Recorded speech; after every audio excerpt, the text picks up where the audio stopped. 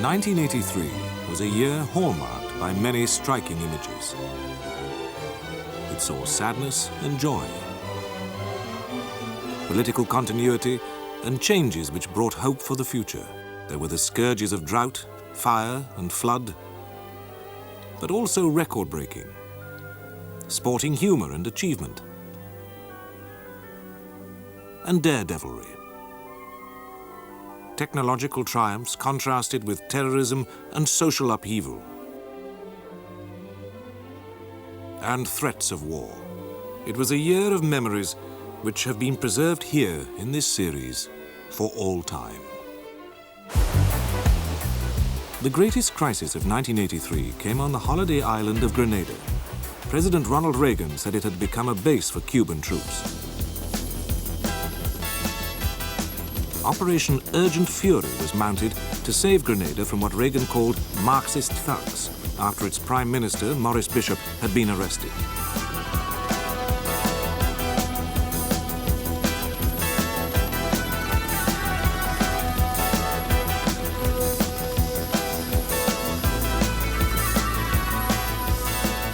At least 19 died in the battle. Washington said there was half a brigade of Cuban troops there. Havana said they were construction workers.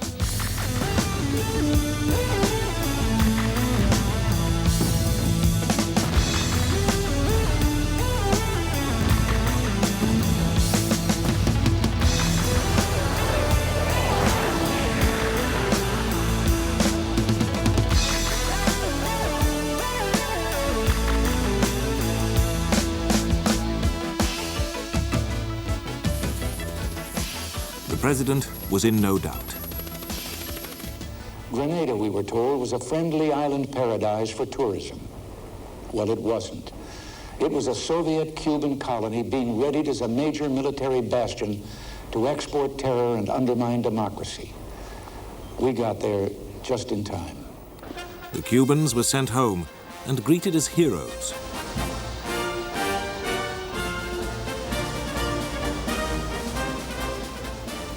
Castro accused Reagan of putting down Grenada's own legitimate left-wing revolution.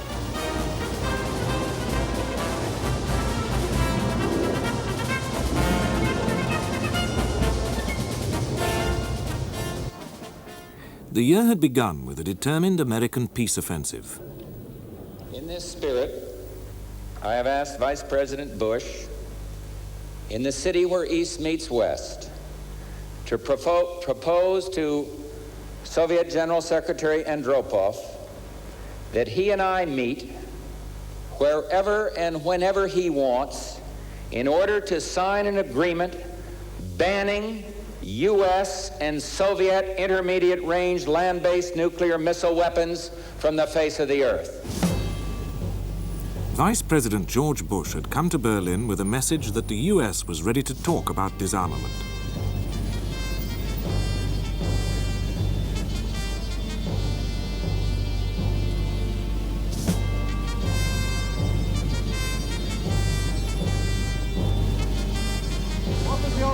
Mr. Vice President?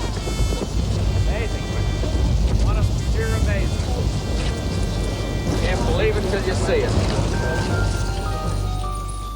Having seen the wall, he spelled out the American position.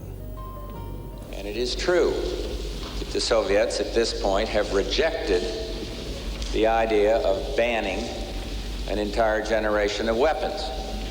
This chart, it's hard to see back there, but it shows since December of 1979 that we've had an increase in Soviet warheads going from here way up to here, about 1,200 of these warheads. And here is the Allied line down here, 0. Mrs. Thatcher was also speaking about missiles with Chancellor Kohl of West Germany. They wanted to coordinate a European response. We are agreed that the zero option remains far and away the best solution to the problem of INF missiles in Europe. we endorsed President Reagan's proposal that he and Mr. Andropov should sign an agreement banning all United States and Soviet intermediate-range land-based nuclear missiles. But we emphasized that the zero option is not a take-it-or-leave-it proposal. George Bush faced criticism about the sighting of cruise missiles when he came to Britain.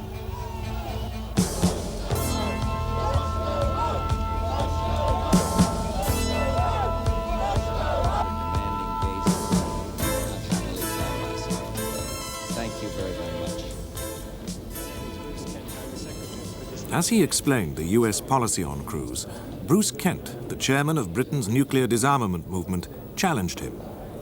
They do represent the majority of this country by a margin, but the majority who oppose cruise missiles. I would like to... The vice president gave as good as he got. Let me make a comment, though, about those outside.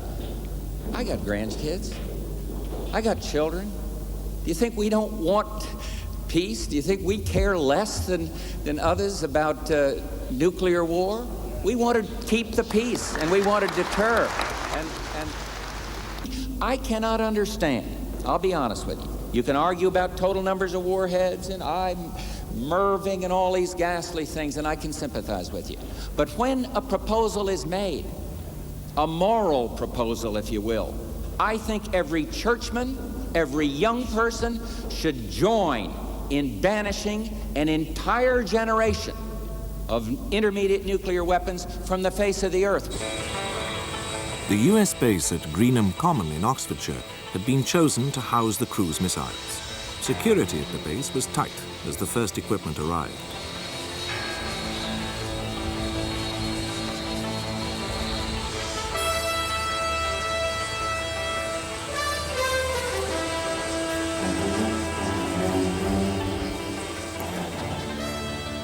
Outside, the Peace Women camped, faced by the base's defenders.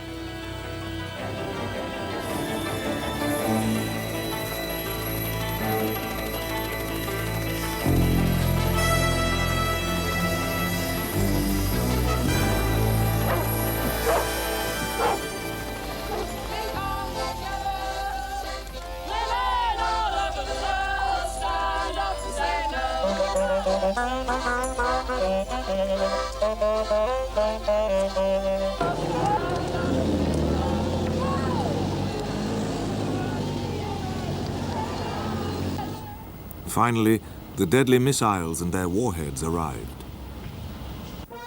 President Reagan carried his message on disarmament to Japan.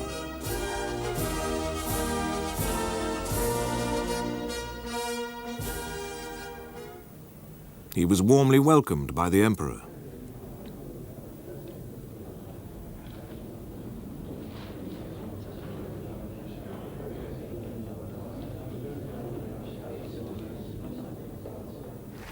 In the Japanese Diet, he repeated his appeal for a safer world based on strong, free nations.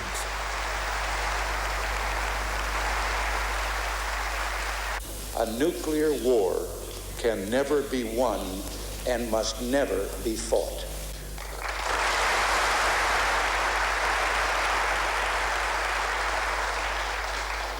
The only value in possessing nuclear weapons is to make sure they can't be used ever.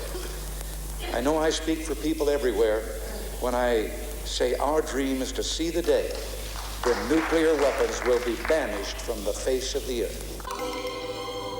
The visit was one of Reagan's personal triumphs.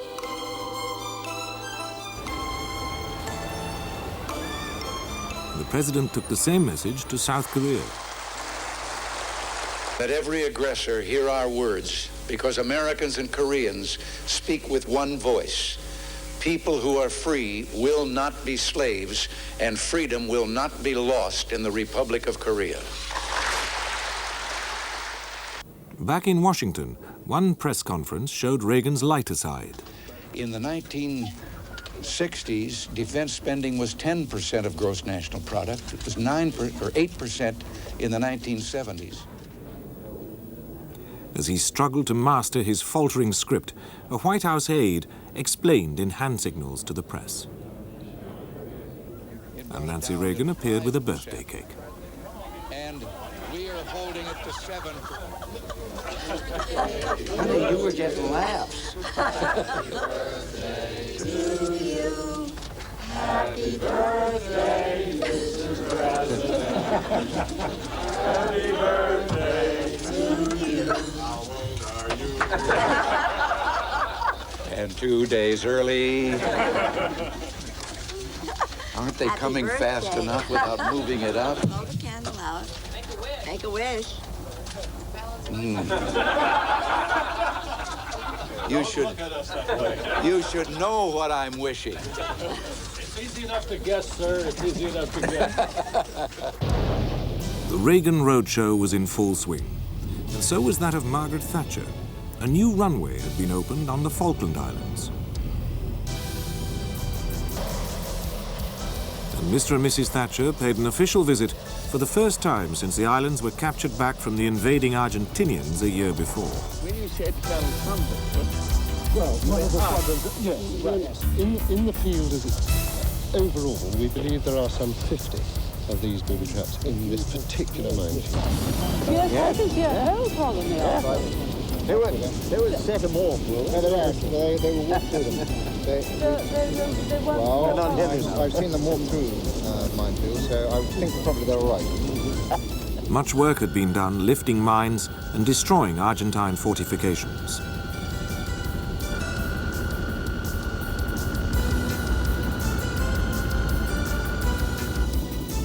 But still, the defenses were everywhere.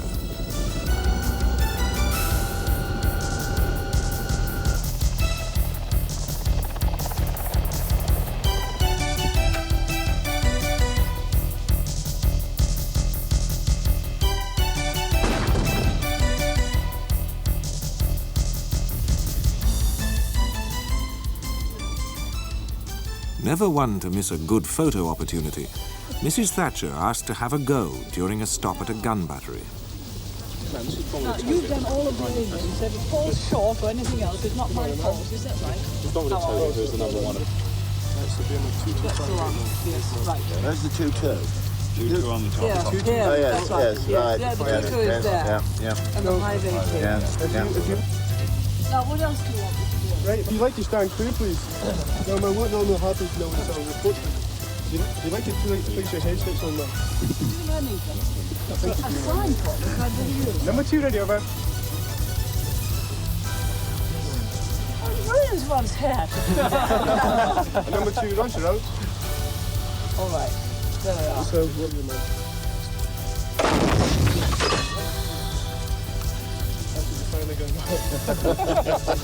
I think it went off, didn't it? Faced with the continuing threat from the east, Mrs. Thatcher went on to see British servicemen in Europe as well. At RAF Bruggen in West Germany, she took the pilot seat in a Jaguar fighter. Her aides worried about the ejector seat. It's quite safe, I assure you. I'm sure he has just stated it wouldn't work even if I did. It would give you a hell of a picture, wouldn't it?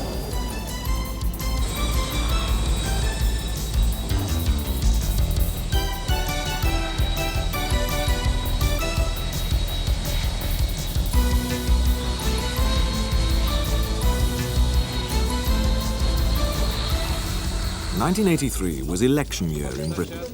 On the day, Margaret Thatcher was up early to vote. And uncharacteristically cautious about a second term. We hope to win.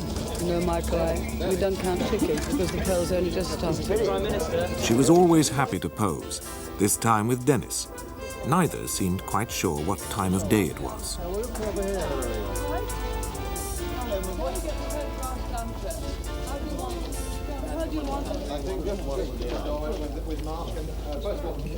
Have you had breakfast? No. Not had breakfast? Oh, dear. You read about that. Waiting for a beer. Yes. Her main opponent was Labour's Michael Foot. His party had moved far to the left.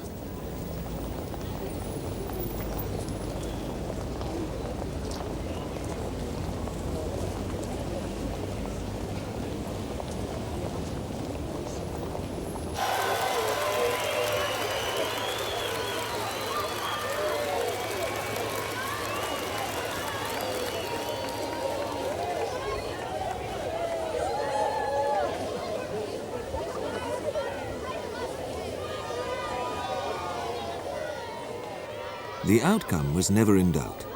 The Tories won a landslide victory, and Mrs. Thatcher celebrated with her husband Dennis and party chairman Cecil Parkinson.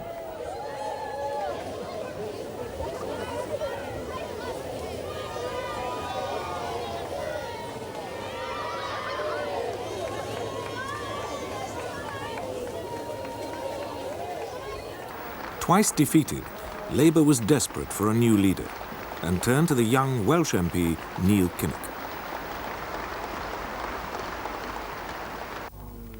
Former Minister Roy Hattersley had more experience but was beaten. Within minutes he declared he'd run as Kinnock's deputy, and the party had what they called their dream ticket.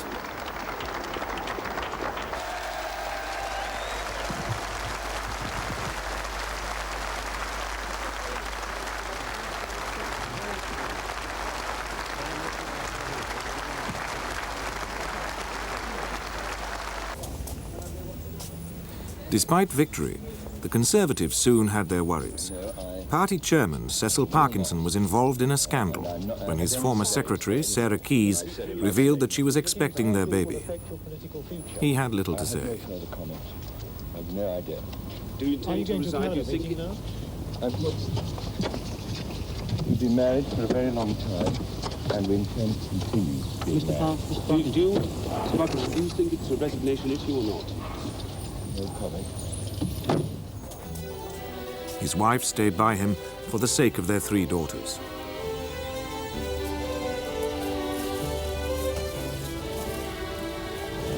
I'm not making any comments at all. He heard soon enough what his leader thought about it all.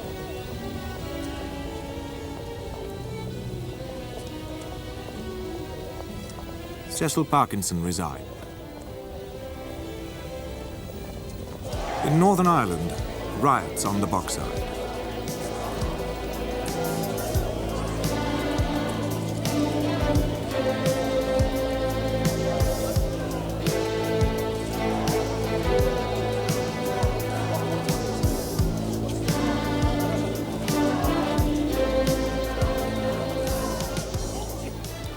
That year's Apprentice Boys' March was heavily guarded by troops.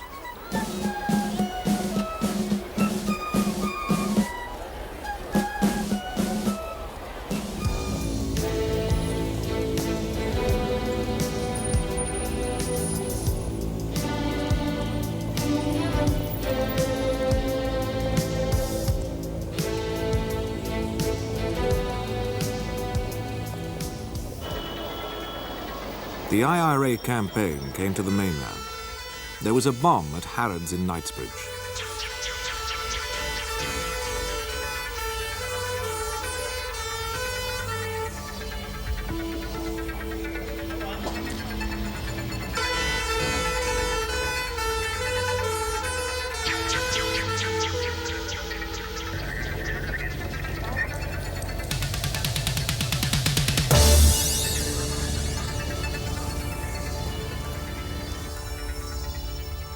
And just before Christmas, bombs in Oxford Street.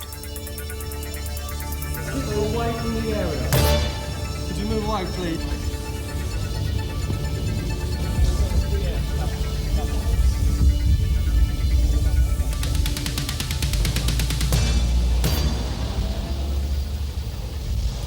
We don't know the size of the device. No warning appears to be given at this stage, so we're unable to speculate further about its nature or where it may have come from for the moment.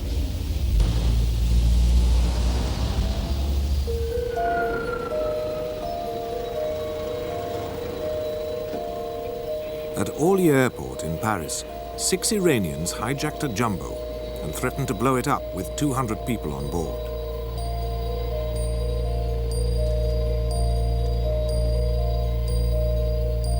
But they gave themselves up after talking to the leader of their guerrilla group.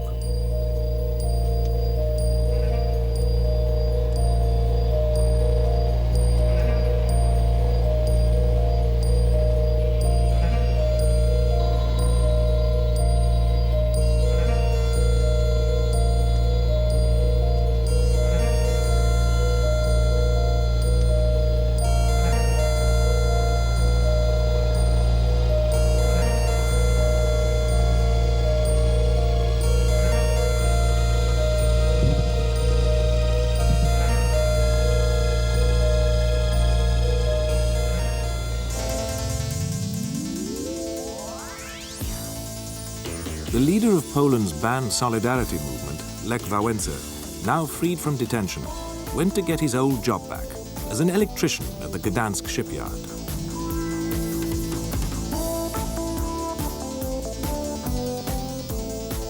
His wife was waiting.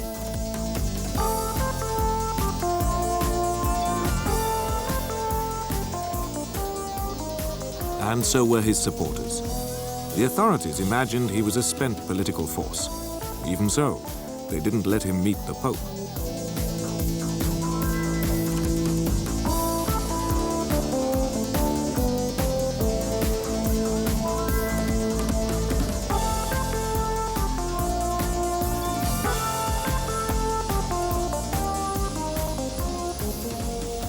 Pope John Paul II's visit to his homeland was highly emotional.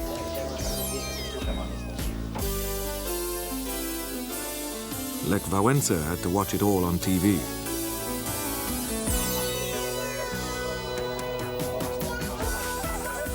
But he won that year's Nobel Prize for Peace.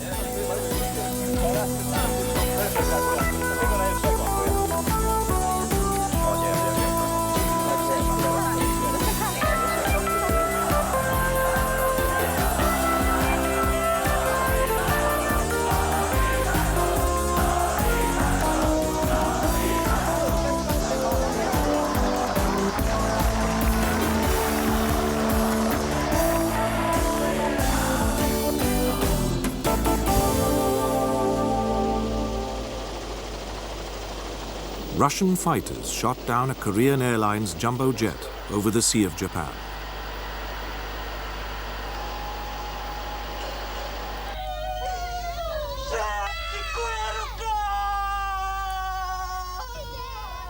"269 people died, Japanese, Koreans, and Americans.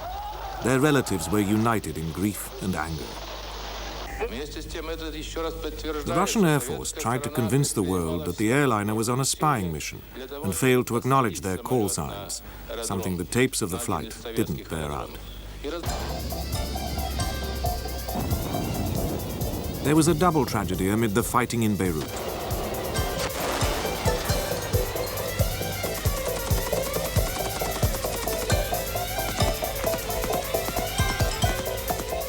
Two suicide bomb attacks on the bases of the American and French peacekeeping forces.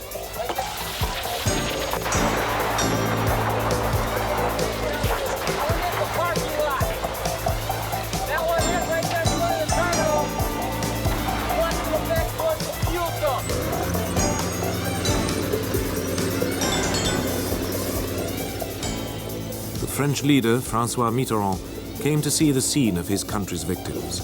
Over 50 died.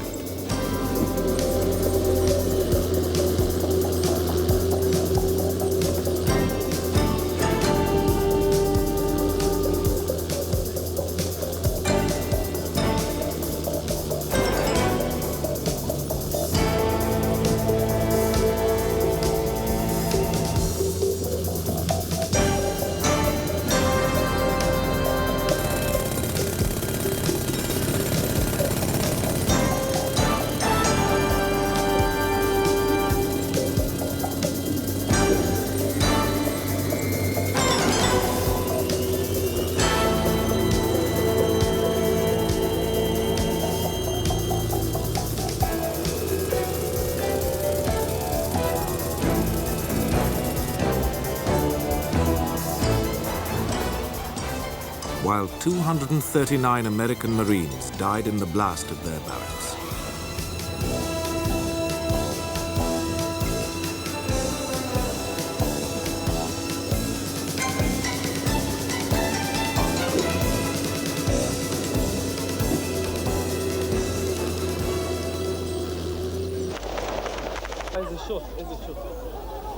On the Dome of the Rock in Jerusalem, riots broke out after the death of a Jewish youth in Arab-controlled Hebron.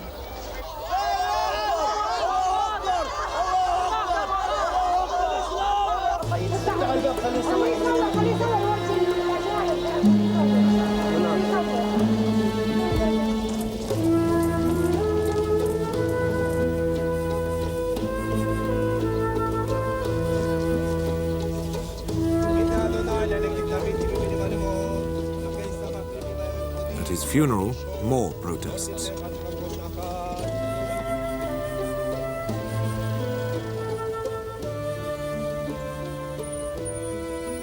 Menachem Begin, deeply unpopular inside Israel, resigned, officially for reasons of health.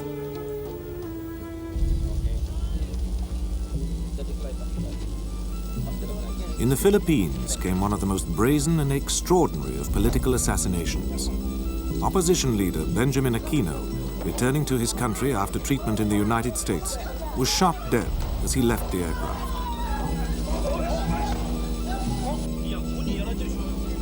His assassin too was shot on the tarmac, and supporters of President Marcos were widely blamed.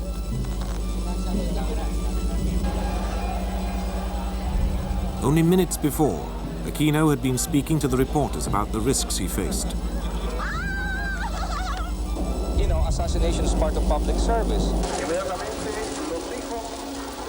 The Pope went to embattled El Salvador on a dangerous mission of peace.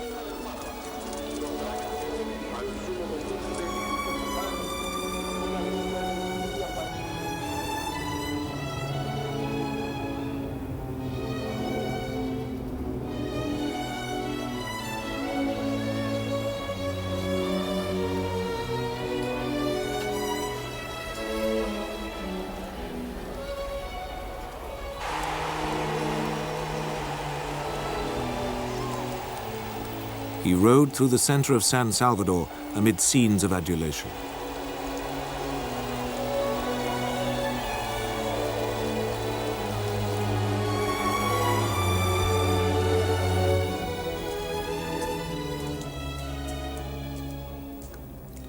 And then worshipped at the shrine of the murdered Archbishop Romero in the most troubled of Catholic countries.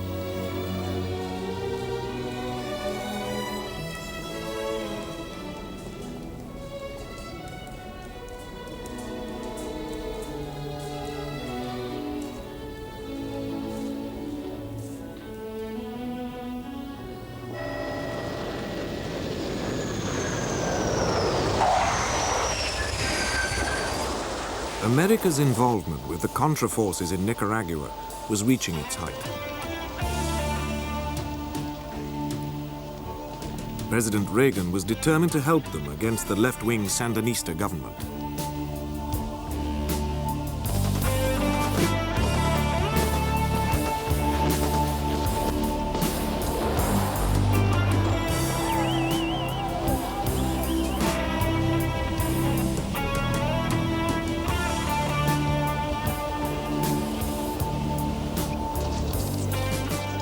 Both sides had their victims and their corpses, and the US Congress wanted to know how far America was being involved. Let me say to those who invoke the memory of Vietnam, there is no thought of sending American combat troops to Central America. They are not needed.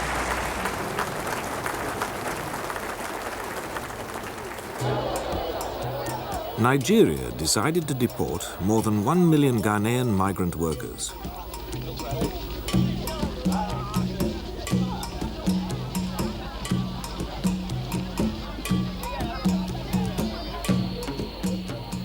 Some said it was a ploy by Nigeria's leader to win that year's election.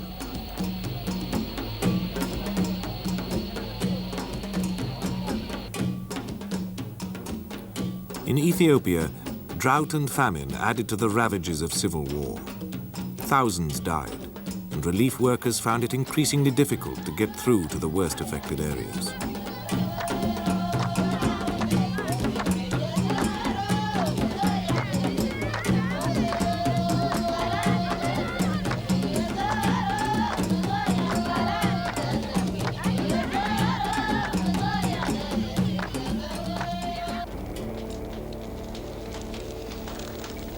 There were widespread bushfires in Australia.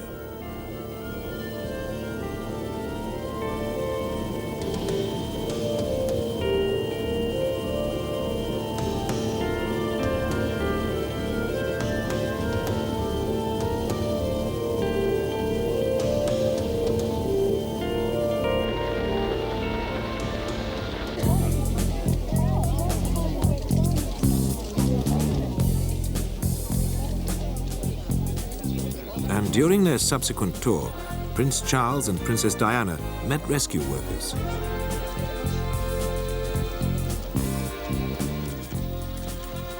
More formally, they posed with Australia's newly elected Labour leader, Bob Hawke.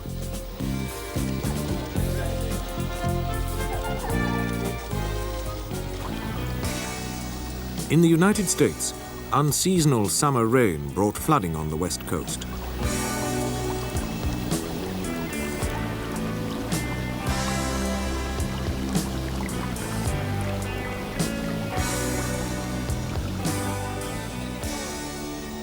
The Queen's visit was hit by the storms. It rained almost constantly. But no one seemed to mind very much.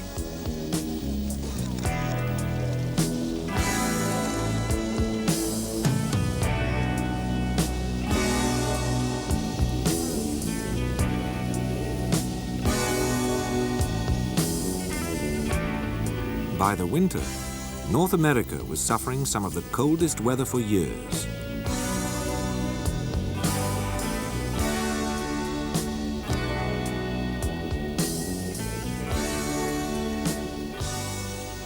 Firefighters fought with frozen hoses.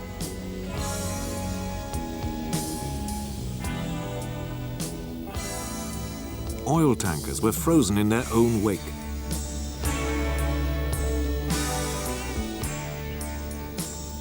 And in Florida, the crop was blighted.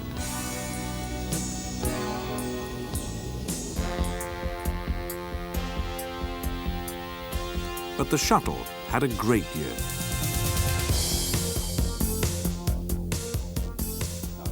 Challenger's new crew included Sally Ride, the first American woman in space.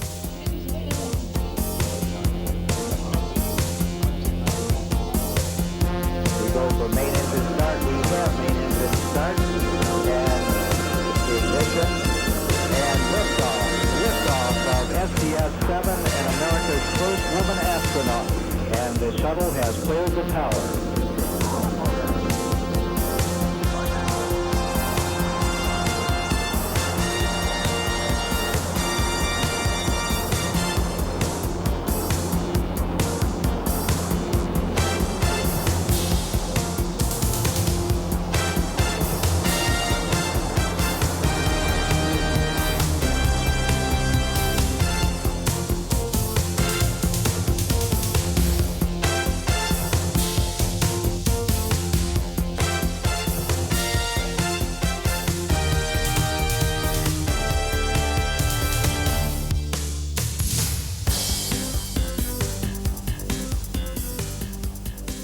This time a satellite was launched, and the complex program went like clockwork. What we're doing right now, Rick is rewinding the VTR and setting it up for the beginning of the sequence. And you ought to be seeing pretty soon is the start of mechanical sequence, and you can see the fin shield opening up on the Anik. Saw a little bit of the jump there that we saw yesterday. We saw that. And here she goes. Let's shift over to the Delta camera, and you can see the KU band antenna there very briefly.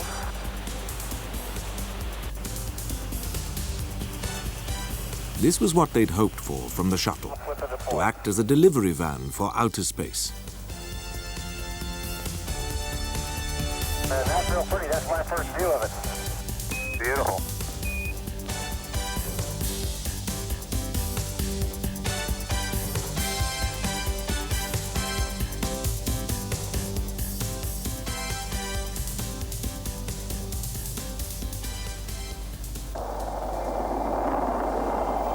The Russians weren't so lucky. One rocket failed to launch.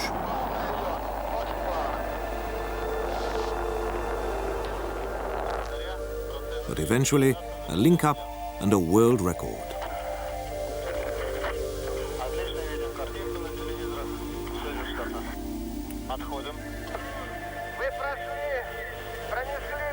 These two cosmonauts spent 5 months in space. For Richard Noble, the world land speed record. His rocket-powered car went faster than any civil aircraft, except Concorde.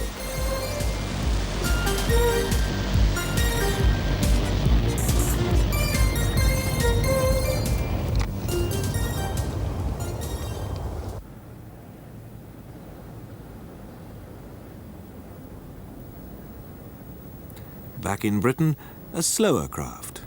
An attempt to cross the Irish Sea in this gossamer bubble.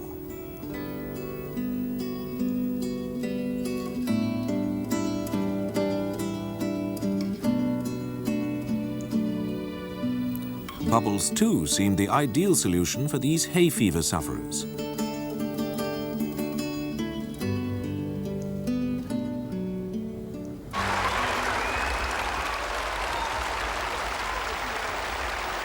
The evergreen Cliff Richard was making the headlines by partnering Sue Barker, the British tennis star. They played Hank Marvin, one of Cliff's former shadows, and won 6-1.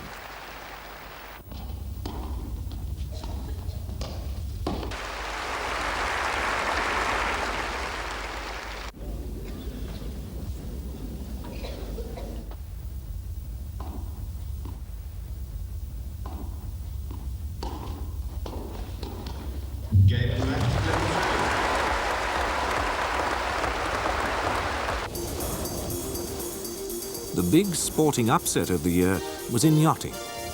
After 132 years and 24 unsuccessful challenges, the America's Cup finally left the United States. Australia, too, came from 3-1 down to defeat the defender Liberty.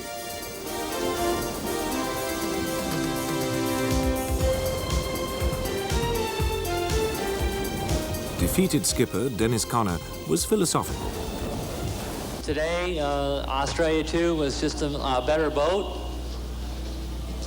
and they beat it, and we have no excuses. Great chance for the Liberty crew!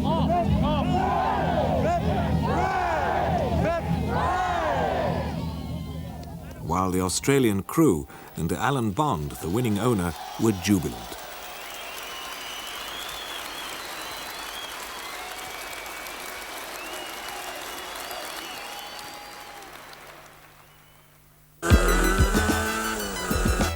Australia was also the scene of some amazing stunts.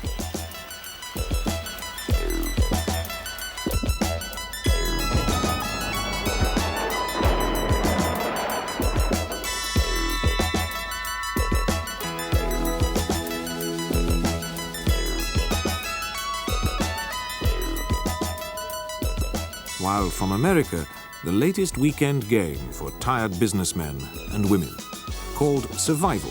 Two teams played war games, firing paint-filled pellets at each other.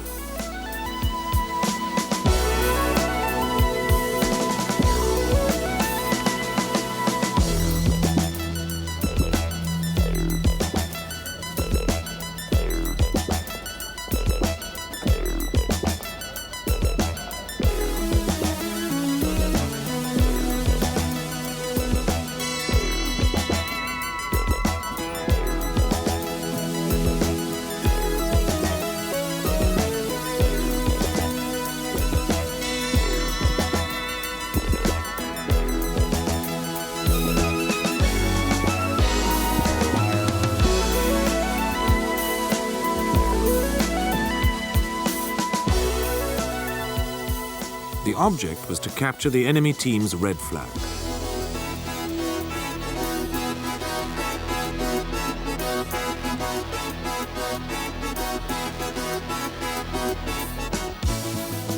To Britain came another American idea, breakfast television. TV-AM was launched by the famous five: Robert Key, Angela Rippon, David Frost, Anna Ford, and Michael Parkinson. Hello. All five of us will be co-hosting Good Morning Britain during the coming year. David and I are here for the first month. During the next hour, we'll be completing our final preparations, and we look forward to welcoming you back here at 7 for a programme that we hope will be full of surprises for you and sometimes, no doubt, for us too. Unfortunately, the first surprise was that the BBC beat them to it with Breakfast Time. Oh my giddy aunt! You'll never work again. Presenter Selina Scott soon recovered from the launch.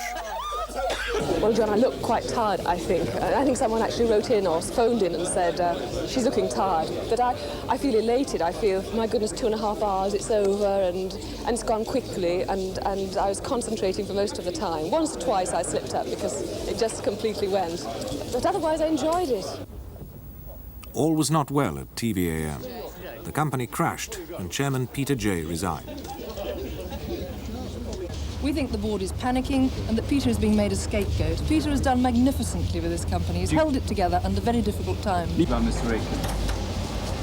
I think Mr. Aitken is somebody who I proposed as the new leader of this company, and I hope that everybody will give him their support and love. I was totally opposed to the idea of Peter Jay's departure, and I said so, and it's unfair, and he did nothing to deserve it. In contrast, the British film industry had notable success. Richard Attenborough's Gandhi won 8 Oscars.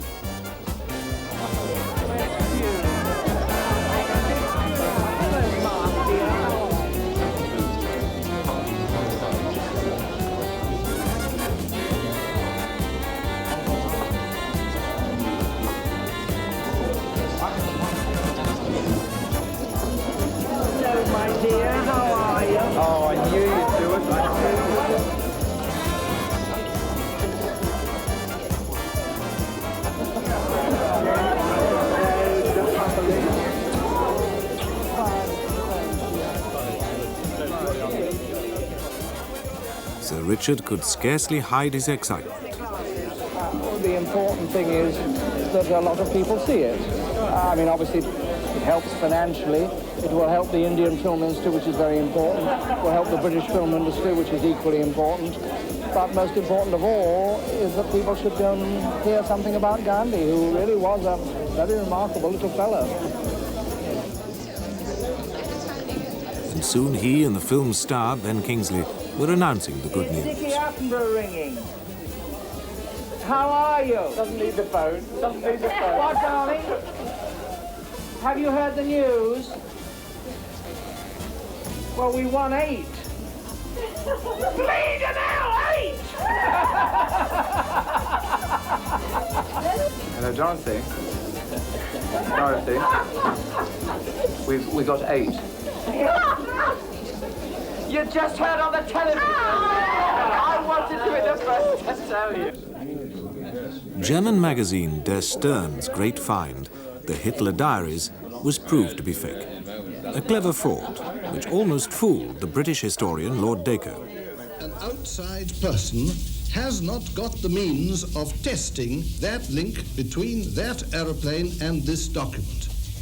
That is why I say that the argument from the history of the document, which would have been conclusive in itself, is now rather more shaky, and we must rely on the evidence of the content of the document, which has not yet been fully seen. 800 gold bars worth £25 million disappeared from the Brinksmat strongroom at Heathrow Airport. It was the biggest robbery ever in Britain.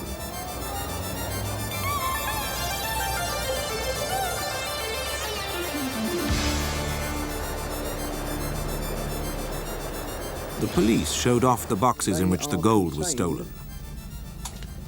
In 76 boxes, similar to this.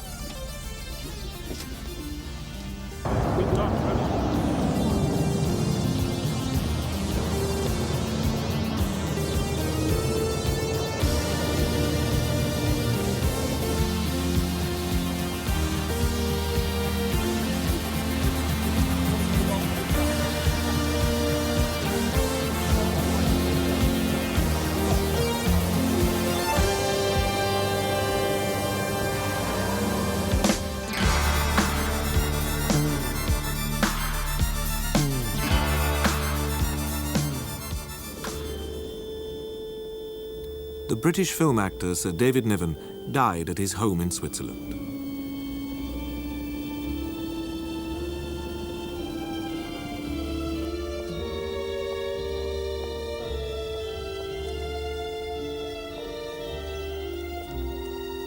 Among the mourners was Prince Rainier of Monaco.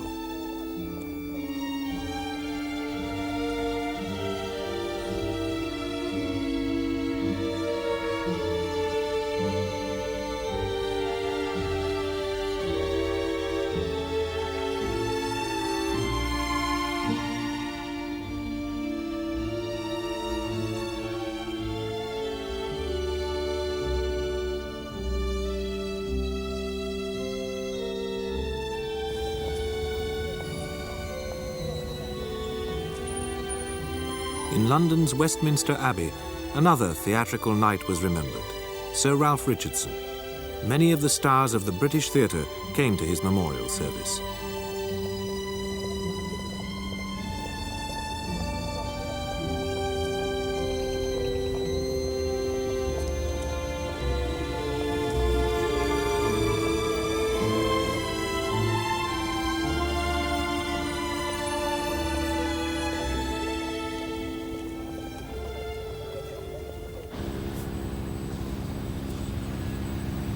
Another knight of the stage was entertaining the troops. Sir Harry Seacombe arrived at Falklands Garrison. How are you? Thank you, Stage Commander. Welcome to Stanley. Nice to see you. Delighted to see you. Nice to see you. He performed his show on board the accommodation ship.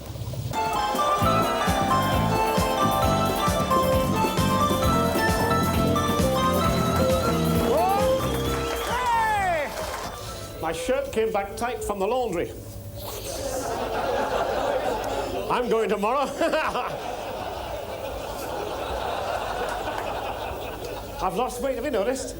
I have. I've lost 70 pounds. Waste disposal. No, I really have 70 pounds. I've seen things I haven't seen before for years. Yeah, my feet, you know. And that's not all.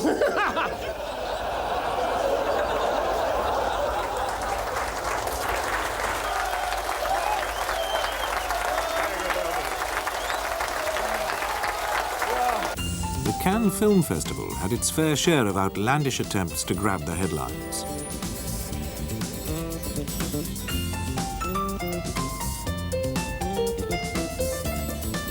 There were even some protests by medical students, taking advantage of the publicity opportunity to challenge the government.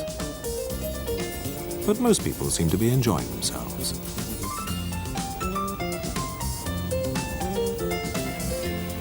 Including the Monty Python team, there to promote their latest film, The Meaning of Life. The film called The Meaning of Life? Yes. Terry?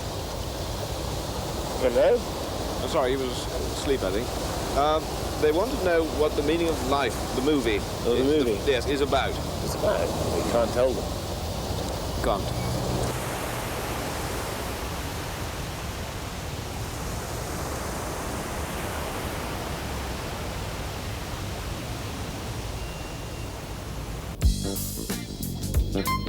In fashion, young British designers presented a collection bound for New York.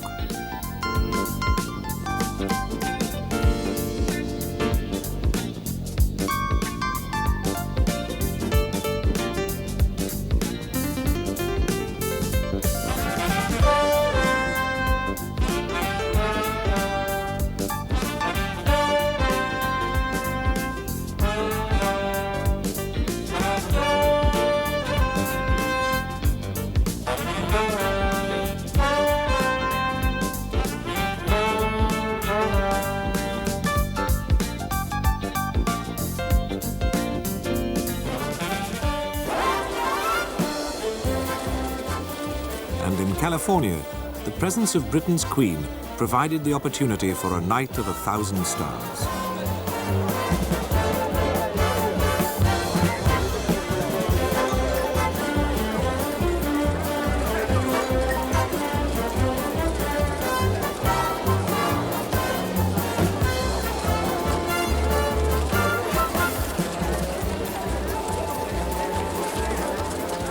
Comedian George Burns found the appropriate words for the occasion.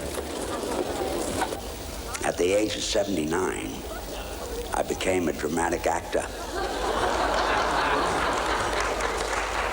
And I found out the most important thing about acting is honesty. And if you can fake that, you got it made.